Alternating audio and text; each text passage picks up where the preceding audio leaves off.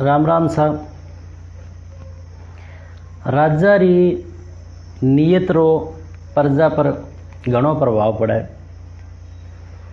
ई बात ने आपा एक ही छोटी सी लोक कथाओं समझ सका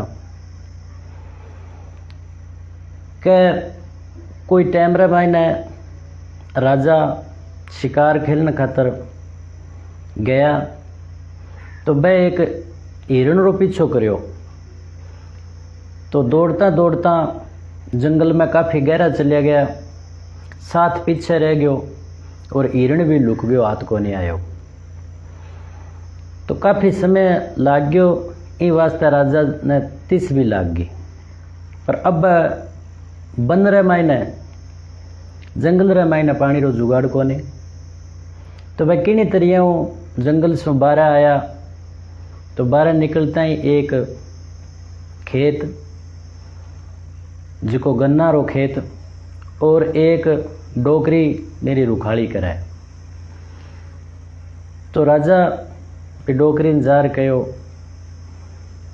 पानी हुए तो बचा तीस घड़ी जोर रही लाग रही है। अब हालांकि डोकरी ये बात न जाने को नहीं कि थारे सामने जो खड़ी है वो अपने धनी खड़ी है, देश को राजा खड़ी है। परंतु फिर भी बन मेहमान समझ खातिरदारी करी तो एक गन्नो बने दियो। तो राजा जी भी गन्ना ने चूप्यो, बड़ा तिरपत होया, बड़ो मिठो और तीस बुझ गई। तो वे पाछा शिकार खेलन चाल्या।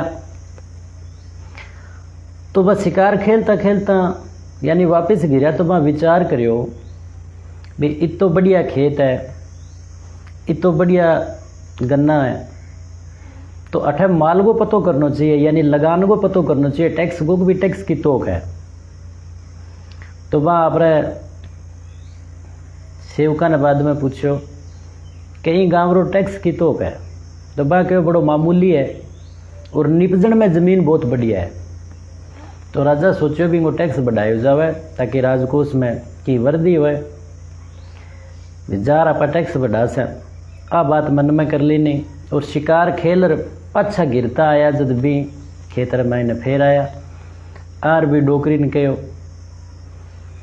तो पानी पिलाओ।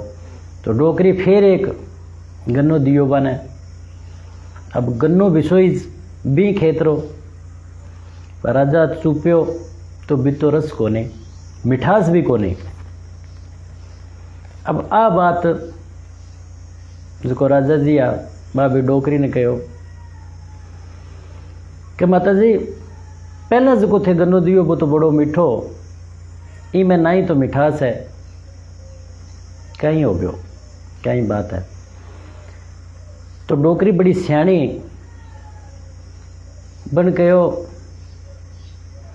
कि श्रीमान जी इं लगा कि धनी री नीयत बदल गई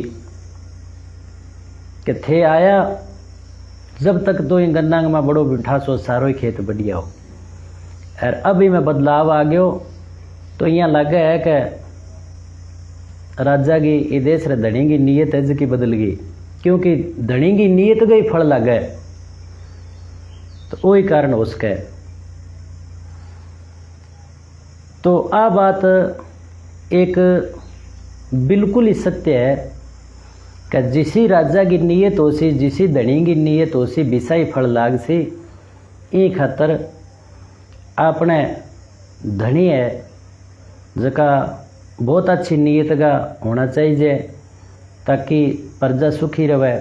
और धनी की नीयत बिगड़ेड़ी हो सी तो भूमि भी फल कौन दे सी और बाकी प्रजा भी सुखी को नहीं रह सी।